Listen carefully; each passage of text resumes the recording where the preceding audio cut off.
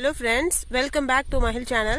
இன்னைக்கு நம்ம என்ன பார்க்க போறோம் அப்படினா ஒரு டிஃபரண்டான ஹெல்தி ரெசிபி தான் பார்க்க போறோம். அது என்னன்னா கருவேப்பிலை குழம்பு எப்படி பண்ணலாம்னு பார்க்க போறோம். அதுக்காக நான் தோட்டத்துல வந்துட்டு கருவேப்பிலை இருக்கு, அது ஃப்ரெஷ்ஷா பறிச்சிட்டு போலாம்னு வந்திருக்கேன். இங்க பாருங்க, இது ஃபுல்லாவே கருவேப்பிலை தான். இப்ப மழைன்றதுனால நல்லா துளுத்து இருக்கு எல்லா செடியுமே. சரி வாங்க, இது ஃப்ரெஷ்ஷா பறிச்சுக்கலாம்.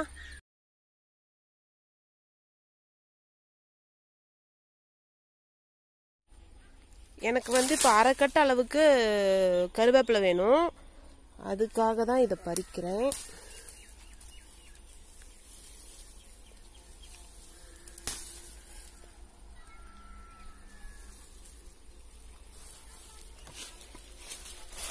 இங்க பாருங்க, இங்க கொஞ்சம் இருக்கு, இதையும் பறிச்சுக்கலாம்.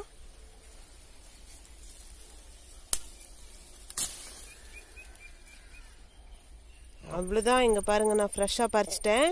சரி வாங்க வீட்டுக்கு போய் இது எப்படி செய்யலான்னு பார்க்கலாம். இப்போ இந்த குழம்பு செய்கிறதுக்கு 15 சின்ன வெங்காயமும் 10 பல் பூண்டு, ஒரு கட்டு அந்த அரைக்கட்டு கருவேப்பிலை வந்து வாஷ் பண்ணி எடுத்து வச்சிருக்கேன். ஒரு லெமன் சைஸ் புளி வந்து ஊற வச்சிருக்கேன்.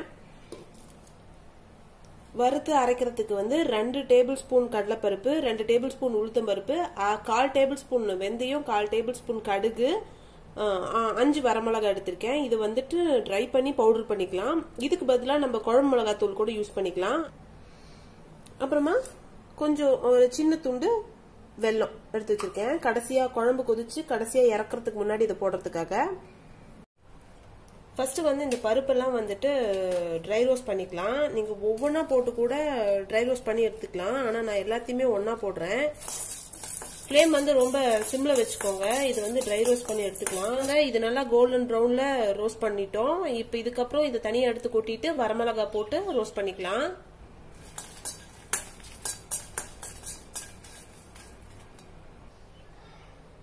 இப்போ வந்து நம்ம வறுத்து வச்சிருக்கோம் இல்லையா பருப்பெல்லாம், அதெல்லாம் போட்டு அதை ஆறுனதும் மிக்சியில போட்டு பவுடர் பண்ணி எடுத்துக்கலாம்.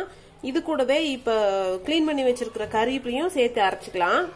அந்த பருப்பு கருவேப்பிலை எல்லாம் சேர்ந்து அரைச்சோன்னையும் இந்த மாதிரி பேஸ்ட் மாதிரி கிடைச்சிருச்சு. இப்போ வந்து நம்ம குழம்பு பண்ண ஆரம்பிச்சிடலாம்.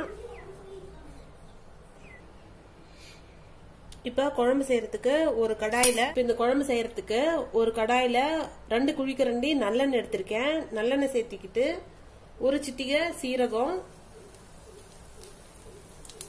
அரை டீஸ்பூன் வந்துட்டு கடுகு,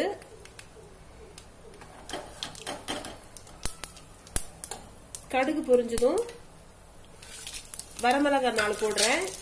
நம்ம ஏற்கனவே பவுடர்ல வந்து வரமிளகாய் போட்டு அரைச்சிருக்கோம், அதனால வரமிளகாய்க்கு வந்து கொஞ்சம் ஜாக்கிரதையா போட்டுக்கோங்க, நிறைய காரம் சேர்ந்துற போகுது. மிளகாய் பொரிஞ்சதும் பூண்டு போட்டு நல்லா பொன்னிறமா வர வரைக்கும் ஃப்ரை பண்ணிக்கோங்க. பூண்டு நல்லா ஃப்ரை ஆனதும் இந்த சின்ன வெங்காயத்தை சேர்த்திக்கலாம்.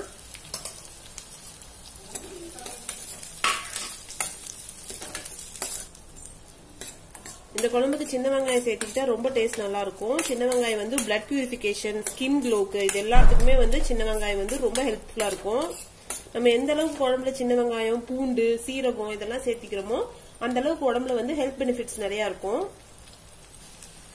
இப்ப இது கூட ஒரு 1/4 டீஸ்பூன் மஞ்சள் தூள் சேர்த்திக்கலாம்.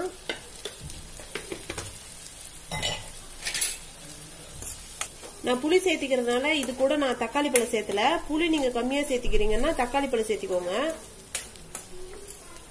கருவேப்பிலை அரைச்சி வச்சிருக்கு இல்லையா, அந்த பவுடருக்கு பதிலா இந்த டைம்ல நீங்க வந்துட்டு குழம்பு மிளகாத்தூள் சேர்த்திக்கலாம். நான் பருப்பு வறுத்து அரைச்சிக்கிட்டதுனால இது கூட நான் எதுவும் சேர்த்திக்கல. இப்ப வந்து வெங்காயம் நல்லா வதங்கிருச்சு. வதங்கினோடனே நம்ம அரைச்சி வச்சிருக்கோம் இல்லையா பேஸ்ட், இது வந்து இது கூட சேர்த்திக்கலாம்.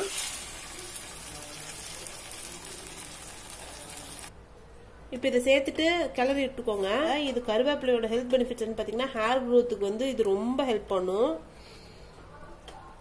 அதனால இதை டெய்லியுமே சாப்பிடலாம், ஒன்னும் தப்பு இல்ல. சும்மா இதுக்கு தேவையான அளவு உப்பு போட்டுக்கோங்க. கொஞ்ச நேரம் இது வேகட்டும். இது கூட கொஞ்சமா தண்ணி சேர்த்திக்கிறேன். புளி ஊத்தும் போது குழம்பு வந்து இன்னும் கொஞ்சம் தண்ணி ஆகும், அதனால இப்ப நான் கம்மியா தான் சேர்த்திக்கிறேன்.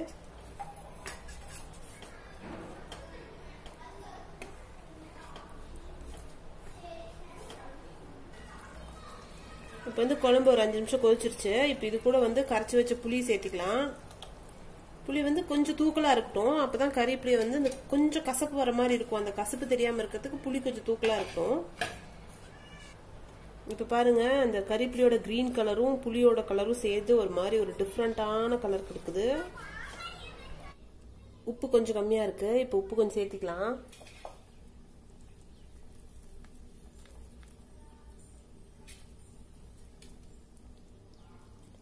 இப்ப பாருங்க, நான் புளி சேர்த்தனோனையும் கொஞ்சம் கூட கறிப்புளியோட டேஸ்டே வரல. ஸ்மெல்லும் கூட கொஞ்சம் கொஞ்சமா குறைஞ்சிக்கிச்சு. ரொம்ப மைல்டான கறிப்புளி ஸ்மெல் தான் இருக்கு. எண்ணெயெல்லாம் பிரிஞ்சு வர அளவுக்கு இது கொதிச்சு வந்துருச்சு.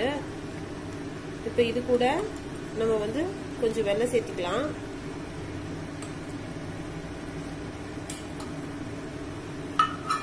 வெல்லம் சேர்த்திட்டு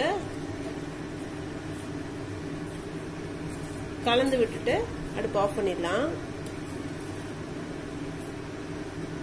அவ்வளவுதான், கறிவேப்பிலை குழம்பு ரெடி ஆயிடுச்சு. அவ்வளவுதான், டேஸ்டான ரொம்ப ஹெல்த் பெனிஃபிட்ஸ் நிறைய இருக்க கறிவேப்பிலை குழம்பு ரெடி ஆயிருச்சு. இது வீட்டில் நீங்க ட்ரை பண்ணி பார்த்துட்டு எப்படி இருக்குன்னு எனக்கு சொல்லுங்க. நீங்க இதான் ஃபர்ஸ்ட் டைம் என் சேனல் பாக்குறீங்கன்னா சேனல் மறக்காம சப்ஸ்கிரைப் பண்ணிக்கோங்க. இதே மாதிரி நெக்ஸ்ட் வீடியோல உங்களை சந்திக்கிறேன். தேங்க்ஸ் ஃபார் வாட்சிங்.